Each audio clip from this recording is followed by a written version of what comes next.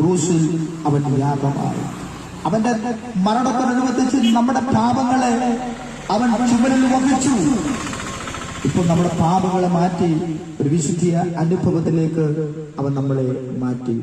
സ്ത്രീയിൽ നിന്ന് ജനിച്ച സകലരും പാപികളാണ്. എന്നാൽ ഈ പാപത്തിൽ നിന്ന് നമുക്കൊരു മോചനം കാണാൻ കഴിയുന്നത്, ഈ പാപത്തിൽ നിന്ന് നമുക്കൊരു വിടുതൽ കാണാൻ കഴിയുന്നത് ക്രിസ്തുവിനെ വിശ്വസിക്കുക, അവന്റെ സാന്നിധ്യം തിരിച്ചറിയുക. ഇന്ന് ഈ സായം സന്ധ്യയിൽ ഞങ്ങളെ ശ്രദ്ധിക്കുന്ന പ്രിയപ്പെട്ടവരോട്, അവൻ നിങ്ങളുടെ കൂടാരങ്ങളിൽ നിങ്ങൾ അനുഭവിക്കുന്ന മാനസികമായ വ്യതകൾക്ക്, മാനസികമായ സംഘർഷങ്ങൾക്ക്, മാനസികമായിട്ടുള്ള ബുദ്ധിമുട്ടുകൾക്ക് ഞാൻ ആരംഭത്തിൽ ഓർമ്മപ്പെടുത്തിയതുപോലെ എങ്ങനെ ഇതിൽ നിന്നൊരു വിടുതൽ പ്രാപിക്കുവാൻ കഴിയും, എങ്ങനെ ഇതിൽ നിന്നൊരു നന്മ പ്രാപിക്കാൻ കഴിയും. ദൈവത്തിന്റെ വചനം പറയുന്നു, യേശു ക്രിസ്തുവിൽ വിശ്വസിക്കുക, എന്നാൽ നീയും നിന്റെ കുടുംബവും രക്ഷ പ്രാപിക്കും. ഒരു വ്യക്തിയോടാണ് പറഞ്ഞത്.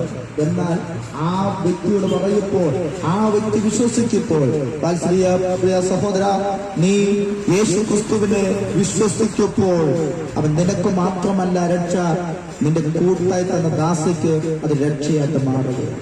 നിന്റെ കുഞ്ഞുങ്ങൾക്കൊരു രക്ഷയായിട്ട് മാറുകയാണ്. ഈ ക്രിസ്തുവിനെ വിശ്വസിച്ചാൽ പാപത്തിന്റെ അഗാധ രൂപത്തിലേക്ക് കടന്നുപോയ തലമുറകളെ ഇതിൽ നിന്ന് നമുക്ക് വീണ്ടെടുക്കാൻ കഴിയുമെന്നുള്ള കാര്യം അനുഭവത്തിന്റെ ഏടുകൾ നിന്നുകൊണ്ട് ഈ ദേശത്തോട് വിളിച്ചു പറയുകയാണ്.